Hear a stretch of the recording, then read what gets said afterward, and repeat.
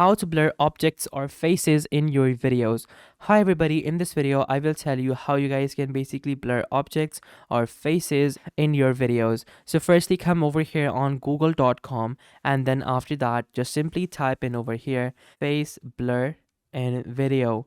After that, just simply click on the first option, which is the online app to blur faces in videos.